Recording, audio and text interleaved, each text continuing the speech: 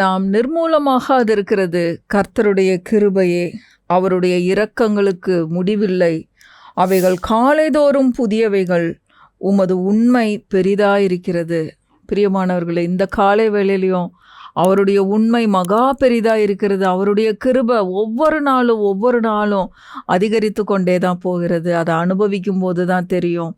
ஒவ்வொரு நாளும் நம்ம ஒரு துதியின் இருதயத்தோட, நன்றியுள்ள இருதயத்தோட அவருடைய கிருபையை கொண்டாடினவர்களாக நம்ம எழுந்திருச்சு அவருடைய வார்த்தைகளில் தொடங்கும்போது ஒவ்வொரு நாளும் நீங்கள் நிச்சயமாகவே சந்தோஷம், சமாதானம், எல்லா கிருபைகளையும் அனுபவிப்பீர்கள். கர்த்தர் நல்லவர். பிரியமானவர்களே, இன்றைக்கும் கூட ஆண்டவராகிய இயேசு கிறிஸ்துவின் நாமத்தினால இந்த நல்ல போதனைகளை கேட்கும்படியாக நான் உங்கள் ஒவ்வொருத்தரையும் வாழ்த்தி ஆசீர்வதிக்கிறேன். கர்த்தர் நல்லவர், அவரை துதியுங்கள்.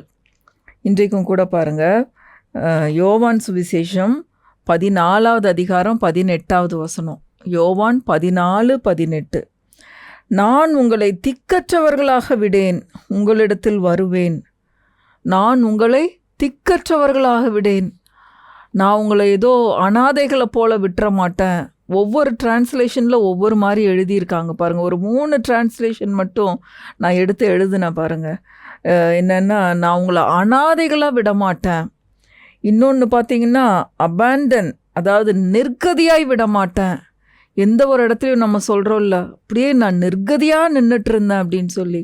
ஆனால் ஆண்டவர் அப்படி நிர்கதியாய் விடுகிற தேவனே அல்ல. அவர் நல்லவர். நான் உங்களோடு கூடவே இருப்பேன் என்று சொன்ன தேவன் அவர் கூட தான் இருப்பார். அவரை நம்பி அவரை நம்ம நோக்கி கூப்பிடும் பொழுது நிச்சயமாகவே நம்ம கூப்பிடுறதுக்கு முன்னாடியே நான் உங்களோடு கூட இருக்கிறேன், நான் உங்களோடு கூட வருவேன் அப்படின்னு தான் இங்கே வசனம் சொல்லுது பாருங்கள். அதுதான் 18ல் வாசிக்கிறோம். நான் உங்களை திக்கற்றவர்களாக விடேன், உங்களிடத்தில் வருவேன். அப்போ நிர்கதியாக நான் உங்களை விடமாட்டேன். இன்னொன்று பார்த்தீங்கன்னா, கம்ஃபர்ட்லெஸ், அதாவது ஆறுதலற்றவர்களாய் நான் உங்களை விடமாட்டேன் அப்படின்னு சொல்கிறாரு. எவ்வளோ ஒரு நம்பிக்கை, திட நம்பிக்கை, தைரியம் ஊட்டக்கூடிய வார்த்தைகள்னு பாருங்கள். ஆண்டவர் இப்போ தான் நம்ம படித்தோம், அவருடைய உண்மை பெரிதாக இருக்கிறது. அவர் உண்மையுள்ள ஆண்டவர். வார்த்தை கொடுத்துட்டாரு அப்படின்னா அந்த வார்த்தையிலிருந்து கொஞ்சம் கூட மாறவே மாட்டார். அவர் மாறுவதற்கு மனுஷன் அல்ல. அவர் மனம் மாற மனுஷன் அல்ல. எந்த விதத்துலையும் அவர் சொல்ல தவறவே மாட்டார். அவர் அவ்வளோ உண்மையுள்ள ஆண்டவர். சொன்ன வார்த்தைகளை, உடன்படிக்கையின் தேவன், வார்த்தைகளை காப்பாற்றுகிற தேவன், நம்மளை கைவிடாத தேவன். நான் உனக்கு சொன்னதை செய்யும் அளவும் நான் உன்னை விட்டு விலகுவதும் இல்லை, உன்னை கைவிடுவதும் இல்லைன்னு சொல்லியிருக்காரு. அதனால் இந்த காலை வேளையில் சந்தோஷம், சமாதானத்தோடு அவர் உங்களுக்குள்ளே வாழ்ந்து கொண்டிருக்கிறபடினால நீங்கள் சந்தோஷமாக இருங்க. சூழ்நிலைகளை பார்த்து பயப்படாதீங்க.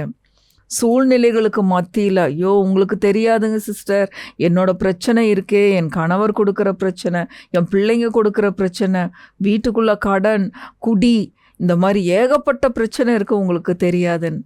கர்த்தருக்கு எல்லாம் தெரியும். எனக்கு ஒரு வேளை தெரியாமல் இருக்கலாம். ஆனால் உங்களை அனுதினமும் காத்து கொண்டிருக்கிற தேவாதி தேவன், உங்களை சிருஷ்டிகர்த்தாவுக்கு உங்களை பற்றி தெரியாத விஷயம் ஒன்றுமே கிடையாது. அவர் உங்களை சிருஷ்டித்தவராச்சே. உங்களுடைய சூழ்நிலைகள் எல்லாம் அவருக்கு தெரியும். நீங்கள் ஜெபம்ன்ற பேரில் போய் உட்காந்து அழுது ஒன்றொன்னா ஆண்டவர்கிட்ட சொல்லிகிட்டு இருக்க வேண்டிய அவசியமே இல்லை. அதுக்கு பதிலாக நீங்கள் என்ன செய்யணும்? ஆண்டவரே, நான் உங்களை திக்கற்றவர்களாய் விடேன்னு சொல்லியிருக்கீங்க. உங்கள் வார்த்தையை எடுத்துக்கொண்டு நான் உங்ககிட்ட வர்றேன். ஜெபம்னா கர்த்தருடைய வார்த்தைகளை எடுத்துக்கொண்டு ஜெப நேரத்தில் போகணும். அவருடைய பிரசன்னத்துக்குள்ளாக வார்த்தையோடு கூட போகணும். ஆண்டவரே, நீர் இப்படி சொல்லி இருக்கிறீர். அப்படி சொல்லும்போது தான் பரலோகம் அந்த ஜெபத்துக்கு ஆமேன் என்று சொல்லும். அந்த ஜெபம் கேட்கப்படும் பாருங்கள். ஆண்டவரே, உங்களுக்கு தெரியாத ஆண்டவரே, என்னை இப்படி அனாதையாக விட்டுட்டீங்களே, இப்படி கைவிட்டுட்டீங்களே ஆண்டவரே, நீங்கள் உட்காந்துட்டு என்னதான் ஆண்டவரே செஞ்சிட்ருக்கீங்க? இது ஜெபமே கிடையாது. கர்த்தாவே, நீர் சொல்லி இருக்கிறீர், நீர் சொன்ன சொல் தவறாதவர். நான் உங்களை திக்கற்றவர்களாய் விடேன், கம்ஃபர்ட்லெஸ்ஸாக, அதாவது ஆறுதலற்றவர்களாய் விடமாட்டேன்னு சொல்லியிருக்கீங்க. நான் உங்களோடு கூட வருவேன்னு சொல்லியிருக்கீங்க. நான் உனக்கு சொன்னதை செய்யும் அளவும் கைவிடவே மாட்டேன்னு சொல்லியிருக்கீங்க. அதனால நன்றி, ஸ்தோத்திரம் கர்த்தாவே. உம்முடைய தூதர்கள் என்னோடு கூட வர்றதுக்காய் நன்றி. இந்த கடினமான சூழ்நிலையில் நீங்கள் என் கூட இருக்கிறதுக்காய் நன்றி. அப்படின்னு சொல்லி பாருங்கள். இதுக்கு பழைய ஏற்பாட்டில் ஏகப்பட்ட உதாரணங்கள் இருக்குது, புதிய ஏற்பாட்டில் இருக்குது. ஒரு சில உதாரணங்களை மட்டும் இன்றைக்கு நம்ம பார்ப்போம் பாருங்கள். ஏசாயா 43 எந்தெந்த நேரத்துலலாம் ஆண்டவர் கூட இருக்கிறாருன்னு பாருங்கள். ஏசாயா 43 2வது வசனம் பாருங்கள். முதல் 5 வசனத்தை நல்லா படிங்க. நான் இந்த மெசேஜுக்கு 2வது வசனத்தை எடுத்திருக்கேன். நீ தண்ணீர்களை கடக்கும்போது நான் உன்னோடு இருப்பேன், நீ ஆறுகளை கடக்கும்போது அவைகள் உன்மேல் புரளுவதில்லை, நீ அக்கினியில் நடக்கும்போது வேகாதிருப்பாய், அக்கினி ஜுவாலை உன் பேரில் பற்றாது. இந்த வார்த்தை யாருக்கோ தேவையாக இருக்குது. இன்றைக்கி நான் ஆலயத்தில் உட்காந்துருக்கும் பொழுது இந்த 2-3 நாட்களாக யோவான் 14-18 தான் தியானித்து மெசேஜ் எழுதி வச்சுருந்தேன் பாருங்கள். அப்போ அதுக்கு ஆதாரமாக வசனங்களை கேட்டுக்கிட்டு இருந்தேன், இன்னும் எனக்கு வார்த்தைகளை தாங்கன்னு. அங்கே சர்ச்சில் இந்த பாட்டு பாடினாங்க, நீ அக்கினியில் நடக்கும்போது வேகாதிருப்பாய், இஸ்ரவேலே நீ கர்த்தரை நம்பு, தண்ணீரை கடக்கும்போது நான் உன்னோடு கூட இருப்பேன்னு. அதன் மூலம் ஆண்டவர் என்னோடு பேசினார் பாருங்க. நீ தண்ணீர்களை கடக்கும்போது நான் உன்னோடு இருப்பேன். தண்ணிக்குள்ளே மாட்டியிருக்கீங்களா, அந்த நேரத்தில் ஆண்டவரை நோக்கி நம்ம கூப்பிடும்போது அவர் கூட வந்து நம்மளை தப்புவிக்கிற தேவன் பாருங்க. நீ ஆறுகளை கடக்கும்போது, ஆறுகளை கடந்து போகிறீங்க, அலைகள் உங்கள் மேலே அடிக்கிற மாதிரி இருக்குது, வாழ்க்கையின் பிரச்சனைகள், வேலை செய்கிற இடத்துல பிரச்சனை, எல்லா நேரத்துலையும் கர்த்தாவே இந்த கடினமான சூழ்நிலையில் நீங்கள் என் கூட இருக்கிறீங்க, இந்த இடத்துல உங்கள் நாம மகிமைப்பட போகுது, இந்த இடத்துல நீங்கள் என்னை கைவிடாமல் இருக்க போகிறீங்க, நன்றி ஆண்டவரே. அந்த மாதிரி தான் நம்மளுடைய ஜெபம் இருக்கணும். ஏன்னா உங்கள் வசனம் இப்படி சொல்லியிருக்கு, அக்கினியில் நடக்கும்போது வேகாதிருப்பாய், அக்கினி ஜுவாலை உன் பேரில் பற்றாதுன்னு சொல்லியிருக்கீங்க. ஸ்தோத்திர ஆண்டவரே, நீங்கள் இந்த பாதையை கடக்கிறதுக்கு எனக்கு உதவி செய்வீங்க அப்படின்னு சொல்லி அவர் சொல்கிற பாதையில் நம்ம போகும்பொழுது அவருடைய பாதையில் பாதுகாப்பு இருக்குது. அந்த இடத்துல அவர் நம்மளோடு கூட இருப்பார் பாருங்கள். ஆபிரகாமுக்கு ஆண்டவர் சொன்னார், நீ மோரியா மலைக்கு போ அப்படின்னு சொல்லி. அங்கே ஆண்டவர் ஆட்டுக்குட்டியை ரெடி பண்ணி வச்சுருந்தார்.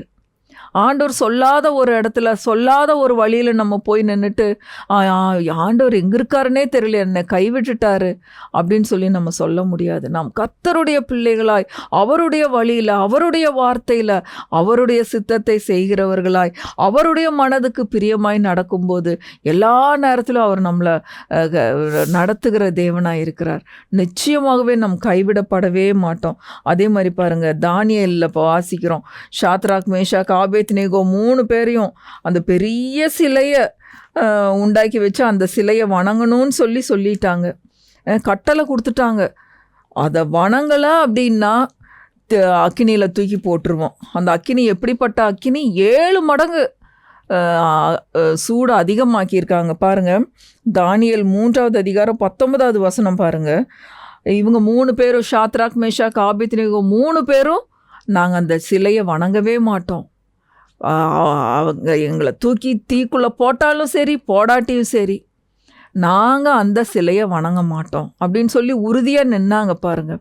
அப்போ ராஜாவுக்கு ரொம்ப கோபம் வந்துருச்சு, இவங்களை தூக்கி அக்னியில் போடுங்க அப்படின்னு சொல்கிறாங்க பாருங்கள். 19வது வசனம், தானியேல் 3வது அதிகாரம் 19வது வசனம். அப்பொழுது நேபுகாத் நேச்சாருக்கு கடும் கோபம் உண்டு, ஷாத்ராக் மேஷாக் ஆபேத்நேகோ என்பவர்களுக்கு விரோதமாய் அவனுடைய முகம் வேறுபட்டது, சூளையை சாதாரணமாய் சூடாக்குவதை பார்க்கலும் 7 மடங்கு சூடாக்கிட்டாங்க, அதிகமாக சூடாக்கிட்டாங்க. இந்த மாதிரி பிரச்சனை ஏதாவது நீங்கள் கடந்து வர்றீங்களா? 7 மடங்கு அக்கினி அதிகமாக்கப்பட்டது. அதில் தூக்கி இவங்க 3 பேரையும் போட்டுடுறாங்க பாருங்கள். 22வது வசனம் பாருங்கள். ராஜாவின் கட்டளை கடுமையாக இருந்தபடியினாலும் சூளை மிகவும் சூடாக்கப்பட்டிருந்தபடியினாலும் அக்கினி ஜுவாலையானது ஷாத்ராக் மேஷாக் ஆபேத்நேகோ என்பவர்களை தூக்கி கொண்டு போன புருஷரை கொன்று போட்டது. இவங்க 3 பேரையும் தூக்கிட்டு போனாங்க பாருங்க, அவங்கெல்லாம் செத்து போயிடுறாங்க. அவ்வளோ அந்த அக்கினியினுடைய சூடு. ஆனால் கர்த்தருடைய நாமம் எப்படி மகிமைப்பட்டதுன்னா 25வது வசனம் பாருங்க. அதற்கு அவன், இதோ 4 பேர் விடுதலையாய் அக்கினியின் நடுவிலே உலாவுகிறதை காண்கிறேன், அவர்களுக்கு ஒரு சேதமும் இல்லை, 4ஆம் ஆளின் சாயல் தேவபுத்திரனுக்கு ஒப்பாயிருக்கிறது என்றான். 4ஆம் ஆளின் சாயல் தேவபுத்திரனுக்கு. பாருங்கள், தீக்குள்ள தூக்கி போட்டாங்கன்னு ஆண்டவருக்கு தெரியாதா? ஆண்டவர் அவங்கள தனியாக விட்டுருவாங்களா? ஆண்டவருக்காக இவங்க 3 பேரும் நிற்கிறாங்க, ஆண்டவர் விட்டுருவாரா? ஆண்டவர் கூட அக்கினிக்குள்ளே போகிறாரு, போய் அவங்களோடு கூட உலாவுகிறார். ராஜா பார்க்குறான், 3 பேரில் தூக்கி போட்டோம், இங்கே 4 பேர் விடுதலையாய் அக்கினியின் நடுவில் உலாவிக் கொண்டிருக்காங்களேன்னு ராஜா பிரமிப்படைஞ்சானாம். பிரியமானவர்களே, எவ்வளோ அற்புதமான வார்த்தைகள், இந்த உண்மை சம்பவங்கள் நமக்காக திருஷ்டாந்தங்களாக எழுதப்பட்டிருக்கு. நான் கூட இருப்பேன், நான் உங்களை திக்கற்றவர்களாய் விடேன், நான் உங்களோடு கூட வருவேன், உனக்கு சொன்னதை நான் செய்யாமல் விடமாட்டேன், உன்னை கைவிட மாட்டேன் அப்படின்னா அவர் கைவிடவே மாட்டார். கூடவே இருந்து ஒவ்வொரு சூழ்நிலையிலையும் உங்களை காப்பாற்றுகிற தேவன். உங்கள் பிரச்சனைகளை போய் ஆண்டவர்கிட்ட சொல்லிட்டு இப்படி இருக்க ஆண்டவரே, அப்படி இருக்க ஆண்டவரேன்னு ஜெப நேரத்தை வீணடிச்சிட்டு இருக்காதீங்க. ஆண்டவர்கிட்ட எப்போவுமே சும்மா போகாதீங்க. ஜெப நேரத்தில் அவருடைய பிரசன்னத்துக்குள்ளே போகும்போது வாக்குத்தத்தங்களையும் கர்த்தருடைய வார்த்தைகளையும் எடுத்து கொண்டு போங்க. கர்த்தாவே, நீர் இப்படி சொல்லி இருக்கிறீர், நீர் இப்படி செய்ய போகிறீர், நன்றி. சந்ததியை தருவேன்னு சொல்லியிருக்கீங்க, பிள்ளை இல்லாமல் போகாது. பிள்ளைகள் கர்த்தரால் வரும் சுதந்திரம்னு சொல்லியிருக்கேங்க, பிள்ளைகள் வரும். இப்படி தான் ஒவ்வொரு பிரச்சனைக்கும் நாம் கர்த்தருடைய வார்த்தைகளோடு கூட ஜெப நேரத்தில் நுழையணும்.